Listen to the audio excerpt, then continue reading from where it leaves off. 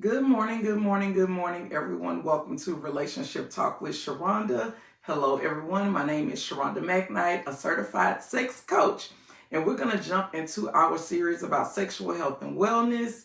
And we're going to talk about how religion can impact our belief systems concerning sex and intimacy and shame, guilt. We're going to jump into all of it. So before we get started, please make sure you like, share, and subscribe.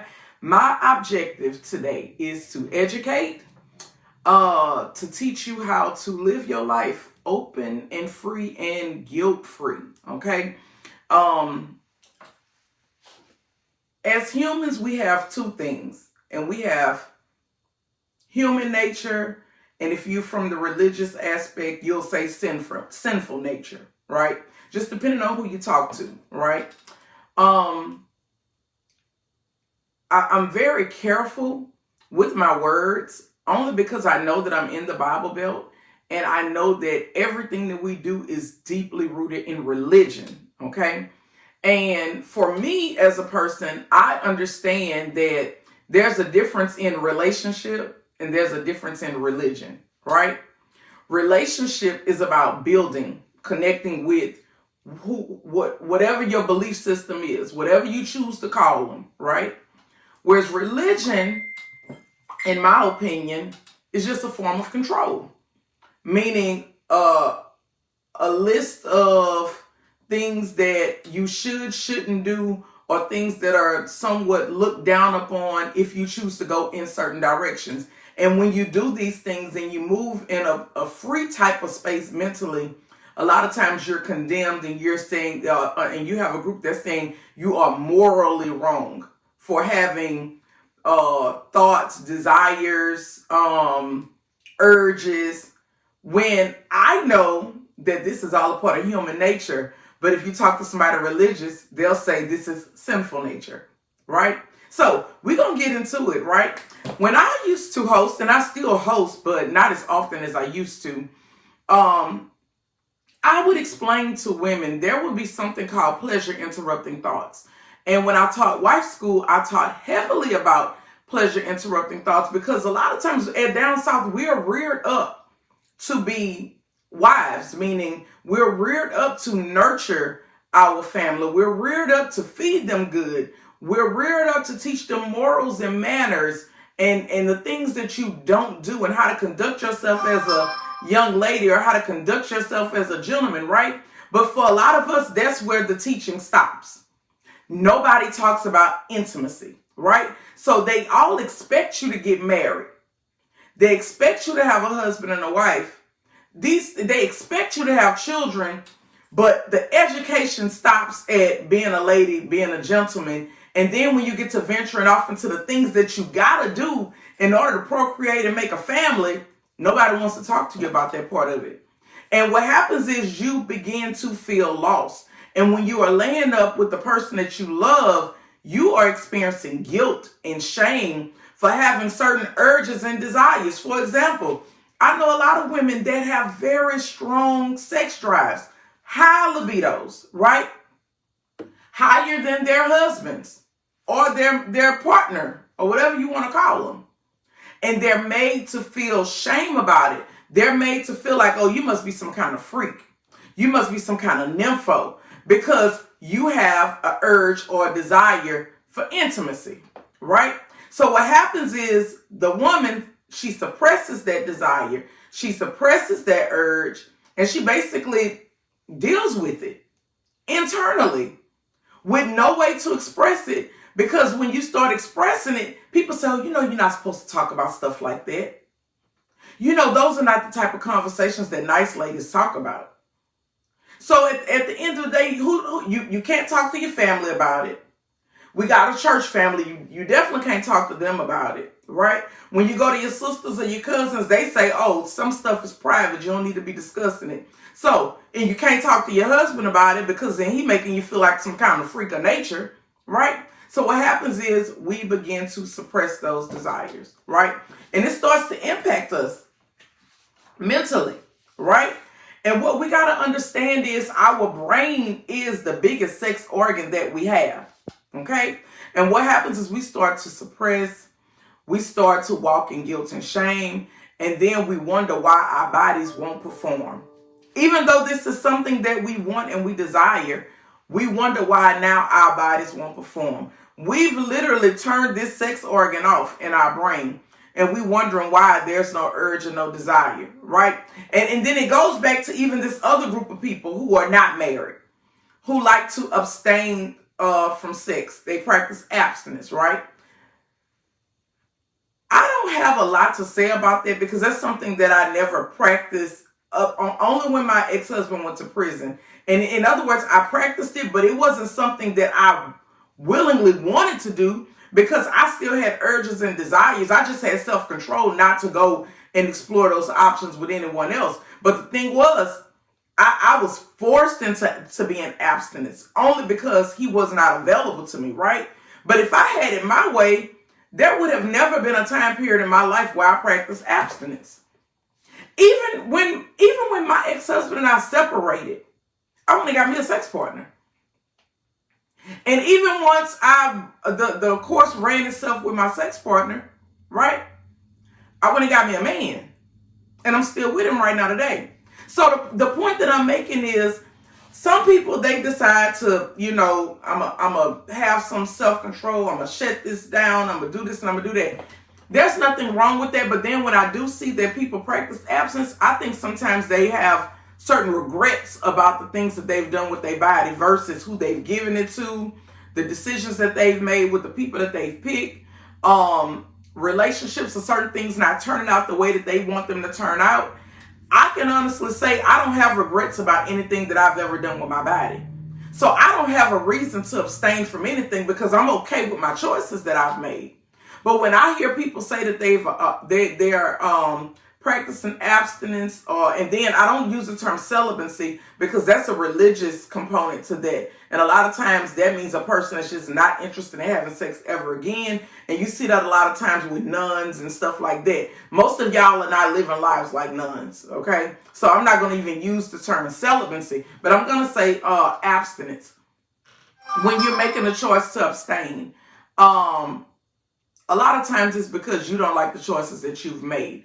And what I want to say is, if you don't get down to the root problem, which is your decision making, even when you decide to get back out there and you become active again, you will still make the same bad choices with your body, and you will still give it to people who really not deserving. So what happens is when we are abstaining, we have to ask ourselves, what else are we fixing inside of us?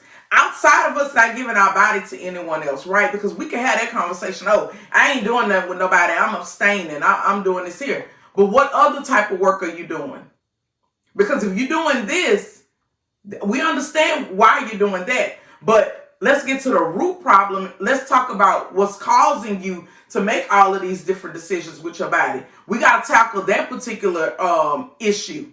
And if we don't ever tackle that issue, you will get back out there and you will repeat the same cycle over and over and over and over again, right? Emotional. Let's talk about it. Because this all falls under sexual health and wellness. When I talk to my kids, I never told them not to have sex, right? When my grandmother talked to me, she told me, I ain't gonna never tell you not to have sex because when you get ready to do that, you're gonna do it. And it's nothing anybody's gonna be able to do to stop you. She said, but I will teach you about being responsible and accountability, right? And when I had my kids, I taught them the same exact thing. And one of the conversations that I had with them was, when you decide that you want to be sexually active, you have to ask yourself, are you emotionally ready? Mentally, are you emotionally ready to share your body with someone else? Because it's a lot that goes on when we share our body with somebody else. One of the things that goes on is a sense of attachment, a sense of becoming one with the person, right? And what happens when you attach and you becoming one mentally with a person and they not in that same place concerning you? That leads to heartbreak. You become devastated. And then at that point, you start to look at sex negative. You start to look at people negative. You start to look at relationships negative. So you have to ask yourself, When I do this, am I doing it for myself? Am I doing it for this other person? What is my reason for doing it? And am I emotionally ready? Can I handle rejection? Can I handle if this does not work out? Because most times if I start this thing off young, right, and it's not my husband, most times this will not be the last person. And that's just the truth. Most of us are not with the person that broke our virginity. And that's just the facts. Right? So we have to ask ourselves, are we emotionally ready? Right? When you are giving yourself to these people, are you being heard? Do you feel seen? Do you feel protected? Do you feel safe in that situation? We have to ask ourselves those questions. All of this falls under sexual health and wellness, right? What happens is we're told that sex and love is the same, right? And I'm the type of person that will come along and tell you sex and love are two different things. Sex is great. It's used for connection. It's used for procreation. It's used to, to bond in certain type of ways. It's used for pleasure, to feel good, right? But love, that is something completely different, right? Love is an action. Love shows up. Love is patient, it's kind, it's not jealous. Love has its own set of characteristics. They have absolutely nothing to do with sex. But growing up, we're made to feel like sex and love are the same.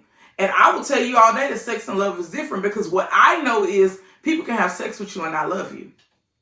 Right? And people can love you and not have sex with you. And this is what I know. Right? So they're not the same. We got to ask ourselves, are we emotionally ready?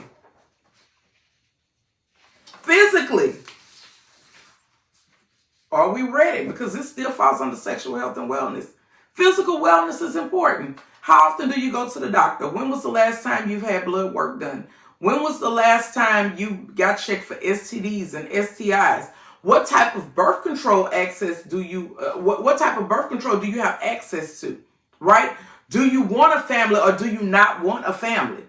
Right? Do you understand your body, your anatomy? Is your clitoris out and exposed, or is it tucked away behind layers of skin? Do you orgasm easy or do you not? Right? Are you circumcised or are you not? Do you understand how to clean it if you are not? And even if you are, do you understand hygiene? Do you understand what you should be doing after you have sex? Do you understand how important it is for you to go to the bathroom and urinate? Do you understand how important it is for you to go and clean yourself up?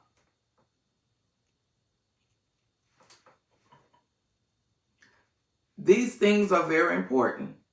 We have to understand physically, right? So we talked about mental, we talked about emotional. Now we're talking about physical, right? All of that falls up under physical. Are you physically ready to be sexually intimate, like to share intimacy with someone, to be sexual with someone, right? Let's talk about physical. Do I like pleasure? Do I like pain? Do I listen to my body, or do I try to push myself beyond what I'm supposed to because my body is telling me, yeah, this don't feel good, this is not safe, but am I going to keep going? Right? How do we feel about touching ourselves? Masturbation. All of this falls up under physical. Okay? And then the last thing we have is spiritual. Right?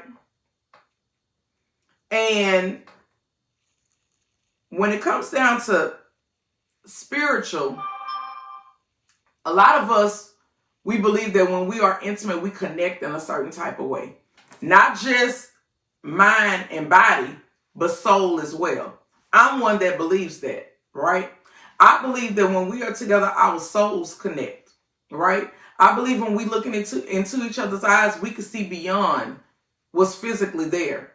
You can literally see into a whole nother realm, because that's the type of connection that you desire, right? So then we have to ask ourselves, because some of us really believe this, when we are laying with people who are unbelievers, do we feel like those spirits or whatever attached to us, right?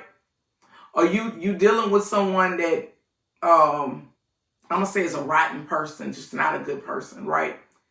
Do you feel that impacts you and all of that is left with you in some type of way? These are questions that you have to ask yourself, right?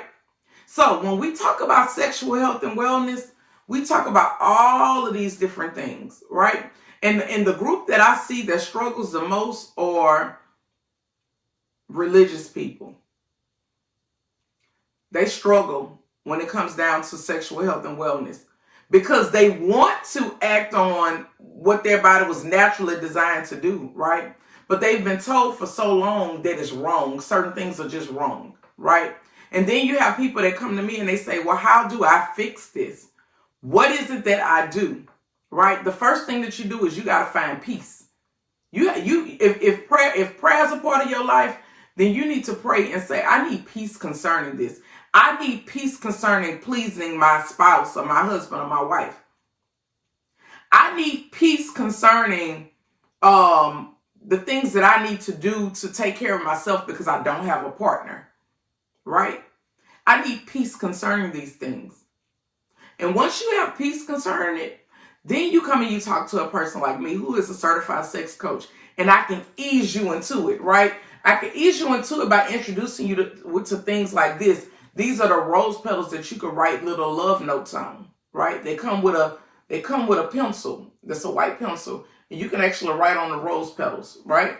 And it comes with a cute little bear when you buy it. You get it all together. It makes it look real soft, right? Real soft and sensual, right? Or then you may have someone that just want to do something simple like incorporating a blindfold, right? It's so much that you can do when you incorporate a blindfold because it removes one sense, which is sight, and it amplifies the other senses, right? So these are just some of the little small things that you can do to gradually step into exploring what you enjoy sexually, okay? You could book a session with somebody like me who is a sex coach, and you could do a one-on-one, or you can host a fun party and you can create a learning environment for you and your friends, and y'all can have fun learning, okay? It's all different types of things that you can do. All right, that's going to wrap me up for today, y'all. Thank you for tuning in. Make sure you like, share, and subscribe.